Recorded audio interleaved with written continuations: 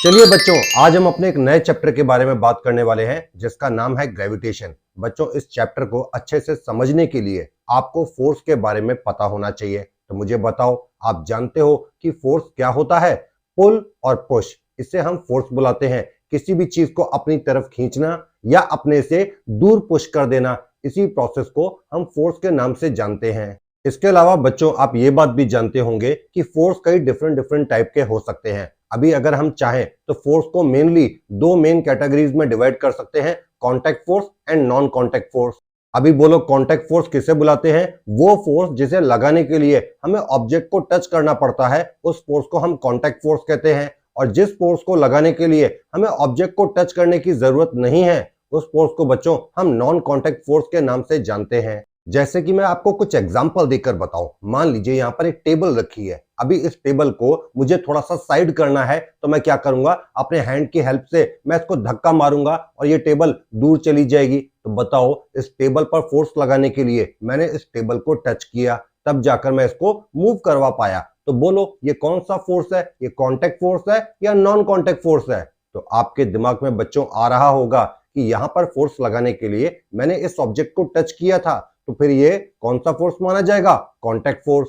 वहीं पर बच्चों, अगर मैं एक मैग्नेट को कंसीडर करूं और उसके सामने एक आयरन नेल रख दूं, तो अभी आप देख पा रहे हैं कि ये मैग्नेट इस आयरन नेल के साथ कांटेक्ट में नहीं है, मगर फिर भी ये मैग्नेट इस आयरन नेल के ऊपर एक फोर्स लगाएगा जिसे हम मैग्नेटिक फोर्स कहते हैं। और उसे लगाने के लिए मैग्नेट को आयरन नेल को टच करने की जरूरत नहीं है। तो जैसे ही इस आयरन नेल पर मैग्नेटिक फोर्स लगेगा, ये तुरंत मैग्नेट की तरफ अट्रैक्ट हो जाएगी। तो बोलो, यहां पर मैग्नेटिक फोर्स लगाने के लिए हमारे मैग्नेट ने शुरू में आयरन नेल को टच नहीं किया था, तो ये फोर्स कौन सा माना जाएगा? Non contact force. तो बच्चों, आपको ये हल्का फुल्का आइडिया तो मिल गया कि कॉन्टैक्ट फोर्स और नॉन कॉन्टैक्ट फोर्स में क्या डिफरेंस है। अभी मैं बताऊंगा कि ये सारी बातें मैं कर क्यों रहा हूं, लेकिन हमारा जो फोकस है इस वक्त वो नॉन कॉन्टैक्ट फोर्स की तरफ है, यानी कि वो फोर्स जिन्हें लगाने के लिए हमें ऑब्जेक्ट को टच नहीं करना पड़ता। तो यहां पर मैंने आपको नॉन कॉन्टैक्ट फोर्स का एक छोटा सा एग्जांपल दिखाया, मैग्नेटिक फोर्स, जो एक तरीके का नॉन कॉन्टैक्ट फोर्स है। और बच्चों, एक बात ध्यान रखना कि हर फोर्स के पीछे कोई ना कोई रीजन होता है, कोई ना कोई कारण होता है, कोई ना कोई वजह होगी जिस वजह से वो फोर्स लग रहा है। तो मुझे बताओ कि जो मैग्नेटिक फोर्स का हमने एग्जांपल लिया, इसके पीछे रीजन क्या है? तो आप जानते हैं इसके पीछे रीजन मैग्नेटिज्म है। अगर मैग्नेट के पास अपना खुद का मैग्नेटिज्म नहीं होता, तो क्या वो मैग्नेटिक फोर्स लगा पाता? नहीं, बिल्कुल नहीं। तो मैग्नेटिक फोर्स के पीछे का रीजन क्या हो गया? मैग्नेटिज्म। इसके अलावा भी बच्चों, मैं आपको एक और नॉन कॉन्टैक्ट फोर्स का एग्जांपल दे सकता हूं। देखिए, मान लेते हैं मेरे पास एक चार्ज पार्टिकल है, पॉजिटिव टाइप का, ठीक है ना, और इसके सामने मैं एक और पॉजिटिव चार्ज पार्टिकल रख देता हूं। तो मुझे बताओ, क्या आप ये बात जानते हैं कि एक पॉजिटिव चार्ज दूसरे पॉजिटिव चार्ज को रिपेल करता है? ये बात आपने पढ़ी है। तो मुझे बताओ, ये जो रिपेल कर रहा है, ये भी तो एक फोर्स ही लग रहा है। सही बात है, ये फोर्स लग रहा है। और यहां पर इस फोर्स को लगाने के लिए हमारे चार्ज ने एक दूसरे को टच नहीं किया है। तो मुझे बताओ, चार्ज पार्टिकल के बीच में जो फोर्स लगता है, उस फोर्स को हम क्या नाम से जानते हैं? Electrostatic force. इलेक्ट्रोस्टैटिक फोर्स हम उस फोर्स को बुलाते हैं जो चार्ज पार्टिकल के बीच में लगता है। और आप देख पा रहे हैं कि इस फोर्स को लगाने के लिए हमारे चार्ज पार्टिकल को आपस में एक दूसरे को टच करने की जरूरत नहीं है। मतलब ये एक तरीके का नॉन कॉन्टैक्ट फोर्स है। अभी अगर मैं पॉजिटिव चार्ज के सामने नेगेटिव चार्ज रख दूं, तो क्या होगा? अट्रैक्शन होगा, ये दोनों चार्जेस पास आ जाएंगे। तो अभी चाहे अट्रैक्शन हो या रिपल्शन हो, हमें उससे मतलब नहीं है। फोर्स तो लगा पा रहे हैं कौन? हमारे चार्ज पार्टिकल लगा पा रहे हैं एक दूसरे पर, और उस फोर्स को लगाकर वो दूर भी जा सकते हैं और पास भी आ सकते हैं। लेकिन ये बात पक्की है कि इस फोर्स को लगाने के लिए हमारे चार्जेस को एक दूसरे को टच करने की जरूरत नहीं है, इसीलिए हम इसे नॉन कॉन्टैक्ट फोर्स बुला रहे हैं। और जो फोर्स चार्ज पार्टिकल के बीच में लगता है, उसे आप इलेक्ट्रोस्टैटिक फोर्स के नाम से जानते हैं। तो मुझे बताओ, मैंने आपको कहा था कि हर फोर्स के पीछे कोई ना कोई कारण होता है, कोई ना कोई रीजन होता है। तो यहां पर इलेक्ट्रोस्टैटिक फोर्स के पीछे क्या रीजन है? तो आप समझ गए होंगे, यहां पर चार्ज रीजन है। अगर हमारे पार्टिकल न्यूट्रल टाइप के होते, तो क्या वो ये इलेक्ट्रोस्टैटिक फोर्स लगा पाते? नहीं। अभी वो चार्ज पार्टिकल है, उनके पास चार्ज अवेलेबल है, तभी तो वो फोर्स लगा पा रहे हैं ये वाला। तो मुझे बताओ, इलेक्ट्रोस्टैटिक फोर्स के पीछे आप क्या कारण बताएंगे? चार्ज। सेम ऐसे ही बच्चों, हमारे पास एक और फोर्स है जो कि नॉन कॉन्टैक्ट कैटेगरी में आता है, जिसे हम बुलाते हैं ग्रेविटेशनल फोर्स। और इसके पीछे का जो कारण है वो है मास। मतलब जिस बॉडी के पास मास होगा वो ये फोर्स लगा पाएगा। जैसे कि मैं आपको एग्जांपल के लिए बताऊं, मान लेते हैं कि यहाँ पर एक टेबल रखी है और यहाँ पर आप खड़े हैं। अभी टेबल का भी अपना कुछ ना कुछ मास होता है और आपका भी अपना कुछ ना कुछ मास होगा, तो आप दोनों एक दूसरे के ऊपर ग्रेविटेशनल फोर्स लगा सकते हैं। और क्यों लगा सकते हैं? क्योंकि आप दोनों के पास मास है। तो बच्चों ये बात ध्यान रहे, दुनिया में कोई भी वो बॉडी जिसके पास मास है वो कौन सा फोर्स लगा सकती है? वो ग्रेविटेशनल फोर्स लगा सकती है। अब यहाँ पर कुछ बच्चे सोच रहे होंगे कि सर यहाँ पर अगर ग्रेविटेशनल फोर्स लग रहा है तो किस टाइप का लग रहा है? इस फोर्स को लगाकर ये दोनों बॉडीज एक दूसरे से दूर जाने वाली हैं या एक दूसरे के पास आने वाली हैं? मतलब हम ये जानना चाहते हैं कि ये gravitational force nature wise attractive है या रिपल्सिव है। तो बच्चों मैं आपको बता दूं, ग्रेविटेशनल फोर्स नेचर में कभी भी रिपल्सिव नहीं होता है। ये फोर्स लगाकर ऑब्जेक्ट हमेशा पास आने की कोशिश करते हैं। तो अगर आपसे कभी भी कोई पूछे कि भाई ग्रेविटेशनल फोर्स लगाकर ऑब्जेक्ट पास आते हैं या दूर जाते हैं, तो साफ तौर पे कह देना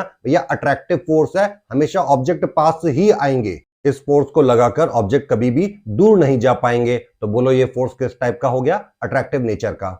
इसके अलावा भी कई बार बच्चों के माइंड में एक क्वेश्चन और भी आता है, सर ठीक है मान लिया कि यहाँ पर जो फोर्स है वो अट्रैक्टिव टाइप का है, मतलब ये दोनों बॉडीज पास आने की कोशिश कर रही हैं, तो फिर एक दूसरे के साथ चिपक क्यों नहीं जाती? दूर दूर क्यों है अभी भी? अगर इनके बीच में अट्रैक्शन फोर्स है तो अभी भी ये दूर क्यों खड़े हैं? आपस में एक दूसरे के साथ चिपक क्यों नहीं जाते, एकदम पास आ जाए? तो बच्चों मैं आपको बताऊं कि अट्रैक्शन फोर्स है, ये बात सही है, लेकिन ग्रेविटेशनल फोर्स कोई बहुत ज्यादा स्ट्रॉन्ग फोर्स नहीं है, ये एक वीक टाइप का फोर्स होता है। इसका इफेक्ट अगर आपको बड़े लेवल पे देखना है तो आपका मास भी बहुत ज्यादा होना चाहिए, तो ही इसका असर बहुत ज्यादा देखने को मिलेगा। अभी एक टेबल का मास तो कोई बहुत ज्यादा होता नहीं है और आपका भी मास कोई बहुत ज्यादा नहीं है, तो आप दोनों के बीच में ग्रेविटेशनल फोर्स लग तो रहा है मगर बहुत ही वीक टाइप का लग रहा है। अब अगर बच्चों मैं यहाँ पर टेबल को हटाकर अर्थ को रख दूं, तो अर्थ का मास तो आप जानते हैं बहुत ज्यादा होता है, 6 × 10⁻24 kg। अर्थ साइज में बहुत बड़ी है और उसका मास भी काफी ज्यादा है। तब उस केस में आपको ग्रेविटेशनल फोर्स का असर दिखने लगेगा, क्योंकि यहां पर मास बहुत ज्यादा ले लिया गया है। तब उस केस में क्या होगा? ये अर्थ आपको अट्रैक्ट कर लेगी और आप सीधे जमीन पर जा गिरोगे धड़ाम से। तो मुझे बताओ कि आप ये बात समझ गए कि ग्रेविटेशनल फोर्स वैसे तो एक वीक टाइप का फोर्स है, लेकिन क्योंकि ये मास पर डिपेंड करता है, इसका मास मेन रीजन है। बिना मास के ग्रेविटेशनल फोर्स लगाया ही नहीं जा सकता। तो अगर मास ज्यादा होगा तो ही ग्रेविटेशनल फोर्स हमें ज्यादा देखने को मिलेगा। तो बच्चों आप ये बात तो समझ गए होंगे कि जब भी किसी बॉडीज के पास मास होता है तो वो एक दूसरे के ऊपर ग्रेविटेशनल फोर्स लगाती हैं और इसी प्रोसेस को हम ग्रेविटेशन के नाम से जानते हैं। और आज के अपने इस लेक्चर में हम इसी को ढंग से पढ़ने वाले हैं। तो चलिए शुरुआत करते हैं ग्रेविटेशन को टेक्निकल फॉर्म में स्टडी करने से। तो ग्रेविटेशन को अच्छे से समझने के लिए बच्चों मैं दो बॉडीज ले लेता हूं, एक का नाम है बॉडी ए और एक का नाम है बॉडी बी, और इनका कुछ ना कुछ मास भी कंसीडर कर लेता हूं। मान लेते हैं बॉडी ए का मास है m1 और बॉडी बी का मास है m2। और थोड़ी देर के लिए ये मान लेते हैं बच्चों कि ये दो बॉडीज डी मीटर की दूरी पर रखी हुई हैं। ध्यान रहे मैंने ये जो डिस्टेंस ली है दोनों के बीच की, ये दोनों के सेंटर टू सेंटर डिस्टेंस ली है। भाई दोनों बॉडीज का जो सेंटर पॉइंट होगा उनके बीच की दूरी मैंने मार्क की है। मैंने सरफेस टू सरफेस डिस्टेंस नहीं ली है, सेंटर टू सेंटर डिस्टेंस ली है। तो हमने क्या मान लिया कि ये जो दो बॉडीज हैं ये डी मीटर की दूरी पर रखी हुई हैं और ये डिस्टेंस हमने कहां से कहां तक की ली है? दोनों बॉडीज के सेंटर टू सेंटर की हमने डिस्टेंस मानी है। अभी बोलो इन दोनों बॉडीज के पास अपना खुद का मास है, तो ये एक दूसरे के ऊपर ग्रेविटेशनल फोर्स लगा सकती हैं। उस ग्रेविटेशनल फोर्स को मैं कैपिटल एफ का नाम दे देता हूं। अब बच्चों आप ये बात तो जानते हैं कि फोर्स एक वेक्टर क्वांटिटी है, यानी कि इसकी वैल्यू भी होती है और इसका डायरेक्शन भी होता है। तो चलिए हम भी इसकी वैल्यू और डायरेक्शन दोनों जानना चाहते हैं। तो पहले वैल्यू की बात कर लेते हैं।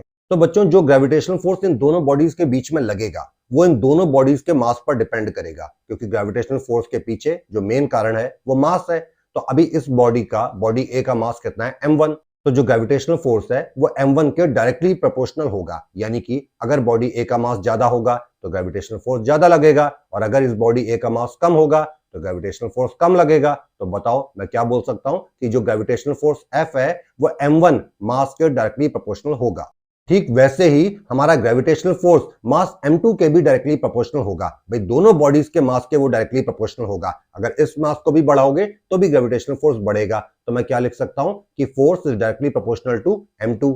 लेकिन बच्चों यहां पर एक फैक्टर और भी है and that is the distance. और मैं आपको बता दूं कि ये जो ग्रेविटेशनल फोर्स है ये डिस्टेंस के इनवर्सली प्रोपोर्शनल है, और केवल डिस्टेंस के नहीं, एक्चुअली डिस्टेंस स्क्वायर के इनवर्सली प्रोपोर्शनल है। मतलब अगर आप ये दूरी बढ़ा देंगे, ये डिस्टेंस ज्यादा कर देंगे, तो ग्रेविटेशनल फोर्स कम हो जाएगा।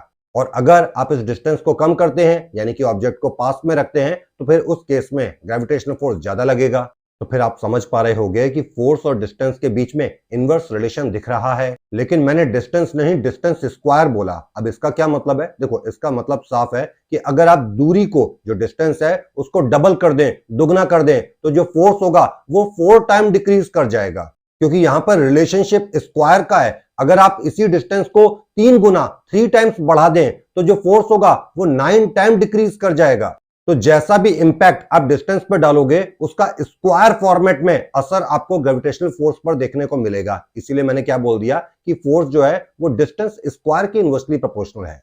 अब इन तीनों प्रोपोर्शनलिटीज को अगर मैं एक साथ कंबाइन करके लिखूं, तो मैं क्या लिख सकता हूं? Force is proportional to m1 m2 upon d square. अब बच्चों, आप ये बात तो जानते हैं कि मैथमेटिक्स में अगर प्रोपोर्शनलिटी के साइन को हटाकर इक्वल टू का साइन लगाना हो, तो हमें एक कांस्टेंट मल्टीप्लाई करना पड़ता है। तो चलिए, मैं भी यहां पर प्रोपोर्शनलिटी के साइन को हटाकर एक इक्वल टू का साइन लगा देता हूं और एक कांस्टेंट मल्टीप्लाई करता हूं कैपिटल जी नाम का। बच्चों, इस कांस्टेंट को हम ग्रेविटेशनल कांस्टेंट बुलाते हैं और इसकी वैल्यू होती है 6.7 into 10 to the power -11 newton metre square पर केजी स्क्वायर। तो अब जो बच्चों हमारे पास ओवरऑल ग्रेविटेशनल फोर्स का फॉर्मूला आ चुका है, वो आप देख पा रहे हैं, F is equals to gm1m2 upon D square. और इसका यूज करके आप कभी भी ग्रेविटेशनल फोर्स कैलकुलेट कर सकते हैं। यानी कि कभी भी अगर आपको दो बॉडीज का मास पता हो, m1 एंड m2, और उनके बीच की डिस्टेंस पता हो, तो आप उसको इस फॉर्मूले में पुटअप कर सकते हैं। और कैपिटल जी वो तो एक कांस्टेंट है जिसकी वैल्यू हमें पहले से ही पता है, तो इन सब की मदद से आप अपना ग्रेविटेशनल फोर्स निकाल पाएंगे। अब बच्चों, थोड़ी बात हम ग्रेविटेशनल कांस्टेंट यानी कि कैपिटल जी के बारे में भी कर लेते हैं। कई बार इसके बारे में भी हमसे पूछा जाता है कि कैपिटल जी एक्चुअली है क्या, इसको थोड़ा ढंग से समझाओ। तो वैसे तो बच्चों ये कांस्टेंट है, लेकिन इसको ढंग से समझने के लिए हम फिर से अपने पुराने केस पर वापस आते हैं और हमारे पास जो दो बॉडीज हैं, ए और बी नाम की, उनका मास हम थोड़ी देर के लिए 1 kg लेट कर लेते हैं। मतलब हमारी दोनों बॉडीज का मास कितना है? 1 kg। और दोनों के बीच की जो डिस्टेंस है वो हम 1 मीटर मान लेते हैं। तो अभी हमारा ग्रेविटेशनल फोर्स का फॉर्मूला क्या है? F is equals to gm1m2 upon D square. यहां पर आप दोनों बॉडीज का मास और उनके बीच की डिस्टेंस को आप फॉर्मूले में पुटअप कर दीजिए। तो बच्चों, आप देख पा रहे होंगे आपका ओवरऑल एक्सप्रेशन क्या बचा? F is equals to capital G. तो अब इसका एक्चुअल मतलब क्या निकल रहा है, जरा समझिए। ये एक्सप्रेशन हमें बता रहा है कि कैपिटल जी F के बराबर है। मतलब ग्रेविटेशनल कांस्टेंट एक तरीके का फोर्स है, मगर कब? जब आप दो बॉडी लेते हैं 1 kg मास की और उनको 1 मीटर की दूरी पर रखते हैं, तो उनके बीच में जो ग्रेविटेशनल फोर्स लग रहा है उसी को हम कैपिटल जी के नाम से बुलाते हैं। और उसकी वैल्यू मैंने आपको कितनी बताई? 6.7 इंटू 10 टू दी पावर -11। तो आप देख पा रहे हैं बच्चों की ये वैल्यू बहुत ही छोटी है। और मैंने आपको बताया भी था कि ग्रेविटेशनल फोर्स काफी वीक टाइप का फोर्स होता है। तो बोलो, अगर कभी भी आपसे कोई ये पूछे कि कैपिटल जी यानी कि ग्रेविटेशनल कांस्टेंट क्या है, तो आप क्या बोलेंगे? दो 1 kg मास की बॉडीज को अगर 1 मीटर की डिस्टेंस पर रखा जाए, तो उनके बीच में जो ग्रेविटेशनल फोर्स लगेगा उसी को ग्रेविटेशनल कांस्टेंट बुलाएंगे। और इस ग्रेविटेशनल कांस्टेंट की ऐसा यूनिट क्या होती है? न्यूटन मीटर स्क्वायर पर केजी स्क्वायर। तो उम्मीद करता हूं बच्चों कि ग्रेविटेशनल फोर्स का ये कॉन्सेप्ट आपको अच्छे से समझ में आया होगा।